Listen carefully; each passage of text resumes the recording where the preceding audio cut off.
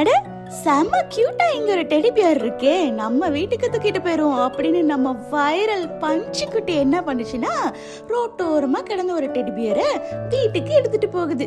அதை கொஞ்சம் கிளீன்லாம் பண்ணிட்டு அவனோட ஃப்ரெண்ட் ஹாதித் இருக்கான்ல, அவன்கிட்ட கொண்டு போய் டேய் இங்க பாருடா, நான் டெடி பியர் எடுத்துட்டு வந்திருக்கேன் அப்படின்னு சொல்லி நம்ம பஞ்சுக்குட்டி காமிக்கிறாங்க. அப்போ நம்ம பஞ்சுக்குட்டி காமிச்சிட்டு இருக்கும்போது சடனா நம்ம டெடி கண்ணை முழிச்சிருச்சு.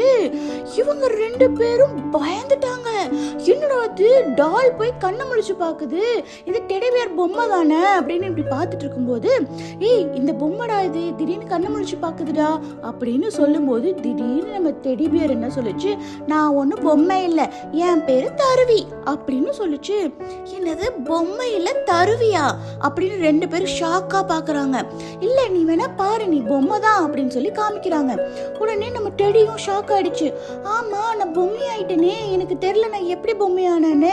நான் வந்து பொம்மையெல்லாம் இல்லை, முன்னாடி நான் வந்து ஒரு கேர்ளா தான் இருந்தேன், எனக்கு வந்து 7 வயசா இருந்துச்சு அப்படின்னு நம்மளோட தருவி டால் வந்து சொல்லுச்சு. இவங்க ரெண்டு பேத்துக்கும் ஒண்ணுமே புரியல.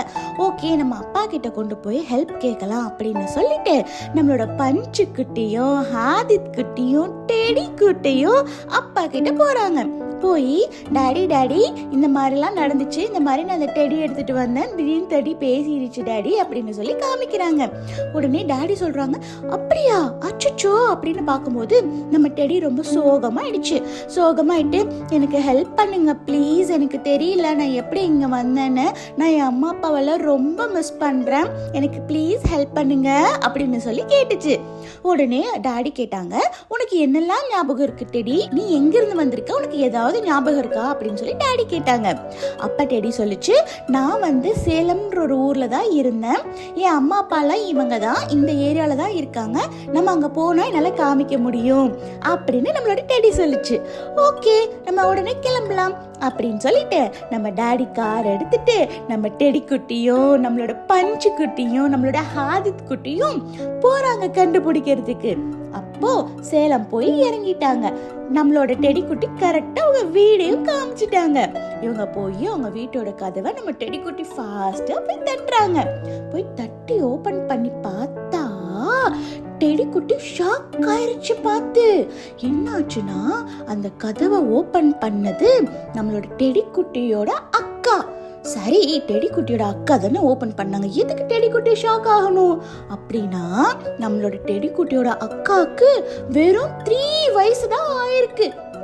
என்னமோ தெரியல, என்ன ஆச்சுன்னு தெரியல, ரொம்ப ஷாக்கு.